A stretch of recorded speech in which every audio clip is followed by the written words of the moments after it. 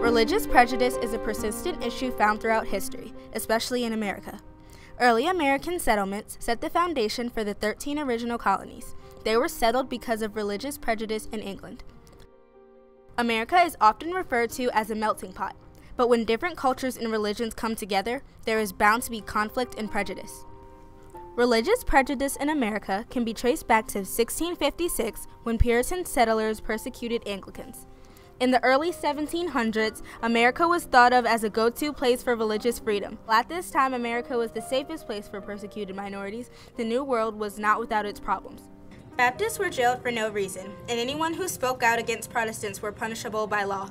In 1791, 2 years after the ratification of the Constitution, a change began to take place.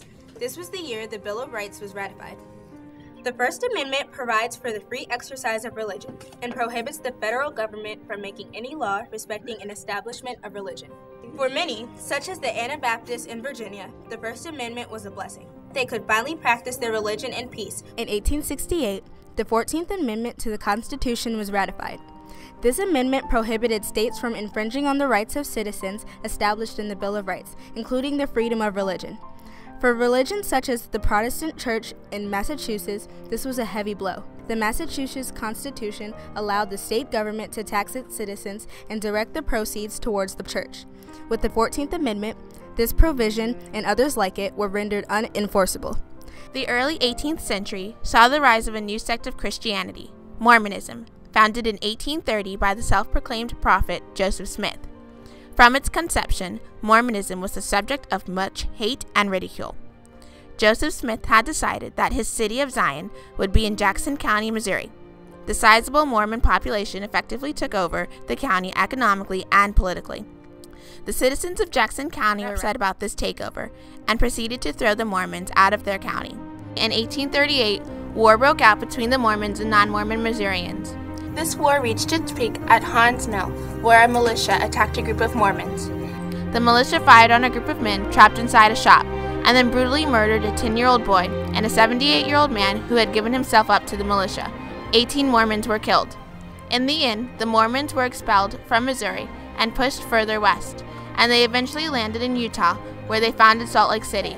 Those who cannot remember the past are condemned to repeat it, and that is exemplified by America's past. When two conflicting opinions clash, a disagreement is bound to happen. When in the course of human events, it becomes necessary to accept others' beliefs and learn to tolerate them. Religious discrimination and prejudice has been around since America's beginning, but it re-entered the spotlight following the events of September 11, 2001. On this day, a group of Islamic extremists hijacked 4 planes and flew 2 of them into the World Trade Center towers in New York City. One of the planes flew into the Pentagon in Arlington, Virginia, and the passengers reclaimed the 4th flight, crashing it into Shanksville, Pennsylvania. Following the attacks, President George W. Bush firmly stated that Islam is peace. These terrorists don't represent peace. They represent evil and war. When we think of Islam, we think of a faith that brings comfort to 1 billion people around the world. in an attempt to stop the wave of anti-Islamic sentiment that was sure to follow. Male followers of the Sikh faith, a religion founded in India, wear turbans and have beards, both of which are stereotypically associated with Muslims. This has led to cases of mistaken identity. 4 days after the 9/11 attacks, Balbir Singh Sodhi, a Sikh American store clerk, was murdered at his job in Mesa, Arizona. The killer, James Roche, was targeting Muslim and Arab Americans and believed Sodhi to be a Muslim because of his beard and turban. In October of 2010, NPR political analyst Juan Williams was fired after making religiously prejudiced remarks on Fox News. But when I get on a plane, I gotta tell you, if I see people who are in Muslim garb, I get worried, I get nervous. Today, Gallup poll reports that almost 43% of Americans harbor prejudice against Muslims, and 53% of Americans view Islam as the most unfavorable religion. So the 9 years after our president reminded us that Islam is a peaceful religion, we as a people still view them negatively. Even the U.S. government can be religiously prejudiced, and it shows in the form of ethnic and religious profiling. The American Civil Liberties Union has documented many cases of religious profiling by Border Patrol agents. Ali Udin Malik, a California resident and a Muslim, has been stopped numerous times and asked about his faith. In 2007, Mr. Malik was stopped by customs agents and asked questions about his religious beliefs, such as how many times a day he prays and how religious he is.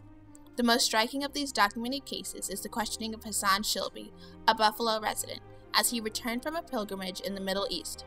He was asked questions such as, do you visit any Islamic extremist websites? Are you part of any Islamic tribes? Do you attend a particular mosque? All of the people mentioned above felt threatened and are now afraid to publicize their religion in America. The targeted questioning of American Muslims showed that even in a nation that professes freedom and equality, certain groups of people are subject of suspicion and prejudice. Pastor Terry Jones of Florida exemplifies religious prejudice at its worst. In 2010, Jones announced that he was designating September 11th as International Burn a Quran Day. Jones did not end up burning the Quran in September, but in mid-March of 2011, Jones held a trial of the Quran, found it guilty of charges such as inciting violence and treason, and sentenced it to death, and he burned the Quran on a grill outside of his church. This burning sparked protests in Afghanistan, which left 14 UN and U.S. workers dead. We believe that Islam is of the devil, that it is causing billions of people to go to hell. You believe it is that. a deceptive religion. You believe it is that. a violent religion. You believe that. There are moderate Muslims, but there is no such thing as a moderate Islam. In the hallowed chambers of the United States Congress, where officials claim to uphold the values of the Founding Fathers, who faithfully believed in the freedom of religion, we still find disturbing incidents of religious prejudice. This is exemplified by the recent hearings on radicalization in the Muslim community, held by the House Homeland Security Committee, chaired by Representative Peter King, a Republican from New York. Many have decried these hearings as Islamophobic, as well as reminiscent of the McCarthy hearings, and have stated that they hold a whole community responsible for the acts of a few. To quote the representative from Texas, Sheila Jackson Lee, it has already been classified as an effort to demonize and to castigate a whole broad base of human beings. the American government has gone at great lengths to preserve religious freedom. In 1963, the Abington, Pennsylvania school district required every student to recite at least 10 lines of the Bible in the Lord's Prayer each morning. The Shemp family, who were atheists, protested and took the school district to court. Eventually, the case reached the U.S. Supreme Court, where in an 8-1 decision, they ruled that the Abington School District was in violation of the Establishment Clause of the Constitution, which reads, "Congress shall make no law respecting an establishment of religion, nor prohibit the free exercise thereof." In 1963 as well, the Supreme Court heard the case Sherbert v. Werner, in which Adele Sherbert, a Seventh-day Adventist, was fired from her job because she refused to work on a Saturday. She was then refused unemployment benefits because the state of South Carolina did not recognize religious observance as a legitimate reason for being unemployed. The Supreme Court ruled that the state was in violation of the Free Exercise Clause. But it takes more than just the government protecting religious freedom to combat prejudice. It takes a huge effort on the part of everyday Americans. In 1913, the Anti-Defamation League was founded in New York City.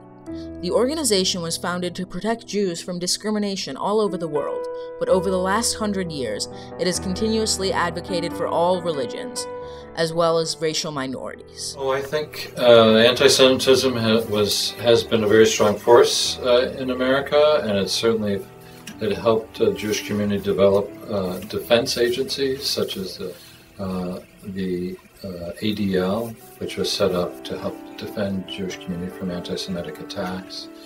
Also, the American Jewish Committee was established over 100 years ago to defend the Jewish community, represent the Jewish community in public, and to dispel myths about Judaism. So I think Prejudice has helped shape many of the communal organizations within the Jewish community. Amid the controversy over the proposed Islamic Community Center near Ground Zero, the Anti-Defamation League brought together Jewish, Christian, and Muslim religious leaders and scholars and formed the Interfaith Coalition on Mosques, which is dedicated to fighting opposition to the construction of mosques and Islamic community centers. Both in the past and in the present, minorities and their religions have contributed to the success of American society. America is a country with a rich culture, supplemented by mixed racial, ethnic, and religious backgrounds. The Mormons of the 19th century opened the way for westward migration and led hundreds of thousands of American pioneers to the West Coast. They created Salt Lake City, one of the most populous cities in America. Had the Mormon Church been eradicated in the Missouri War by blind prejudice, the country would be a different place. Likewise, Muslims are a staple in American society. Popular entertainers such as Dave Chappelle and sports superstars Muhammad Ali and Kareem Abdul-Jabbar are Muslim. That we are not as divided as our politics suggest. That we are one people. We are one nation.